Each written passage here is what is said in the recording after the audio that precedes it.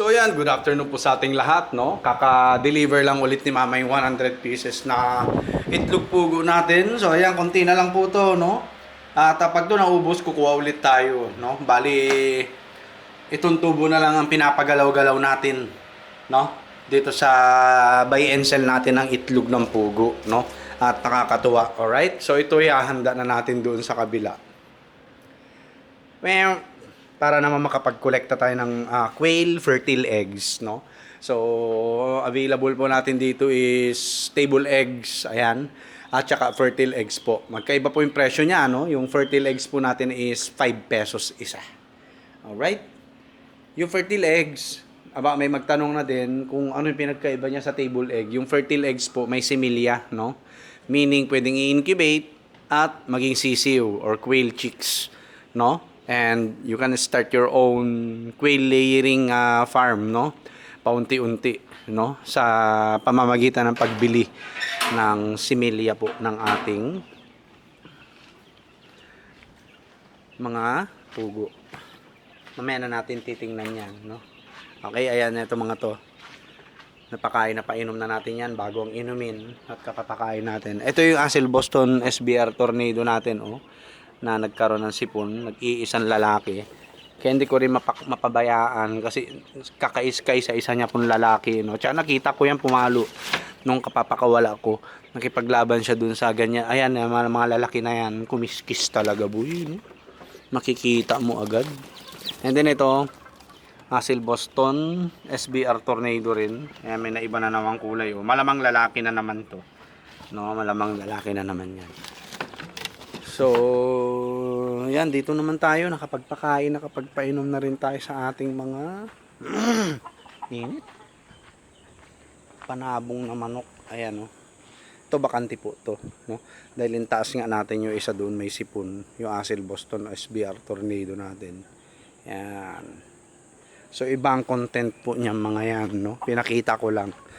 Sinasabi ko lang na nakapagpakain, nakapagpainom na po tayo. Alright. Okay, so meron na pong ano pala yung mga yan, no? Yung mga oriental sweaters po natin ay may financer na po yan, at kapag lumalaban na sila ay yan, ititrain na at ilalaban na po or isasali na sa exam, no? Nakakatuwa yun. Salamat Kagawad Soriano, dahil sa'yo makikilala yan paunti-unti, no? Alright, ito yung mga pugo natin. Yan, oh. Oho, dami na itlog. Ayan, mga fertile eggs po yan, no? So 5 pesos po isa kapag plano nyo po magpapisa, no, ng mga pugo at makapagsimula ng quail layers nyo. Ayan ang kailangan nyo, ito mga to. Ito mga fertile eggs natin na to, no? So mamaya gawa natin ng content yan, no? At malaman ninyo, no?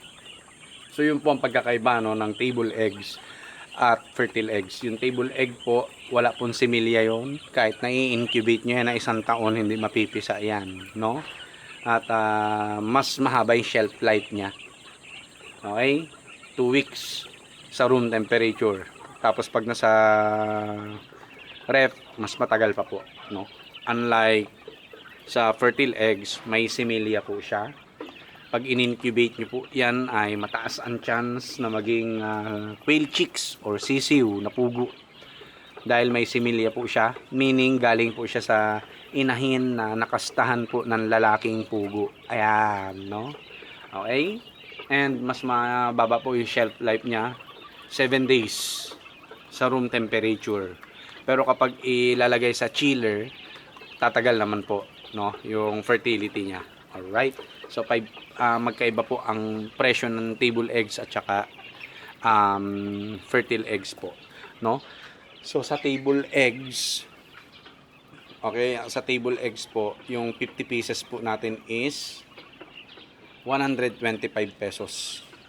Samantalang sa fertile eggs po, yung 50 pieces po natin, yan naman ang minimum natin, eh, no? Sa 50 pieces sa fertile eggs po is 250. Tama? Kung tama ako. Okay? 1, 2, 3, 4. Yung 50 pieces natin is 250 pesos. No? So, mas mahal po ang fertile eggs. Dahil yan po ay galing sa inahin na nakastahan or na breed ng lalaki. Okay? At pag in-incubate nyo po yan, mataas ang chance, katulad ng mga nandirito, na maging sisiw after 18 days. Okay? So, yun po, no? Para maliwanag tayo, no? Ang daming umu-order sa atin. May kausap pa tayo ngayon, no? Ayun yung cellphone natin, kaka-charge kasi, no? At maya't maya ang tawag ng bossing natin, yung, anong tawag dito?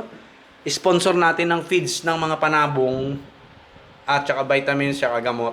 Tumatawag at may ipapabreed sa atin, no? So, mamaya gagawa natin ng content at why we decline. Ayan, nag-decline na po tayo, no? Alright, so yun lang po. God bless po sa ating lahat. Peace!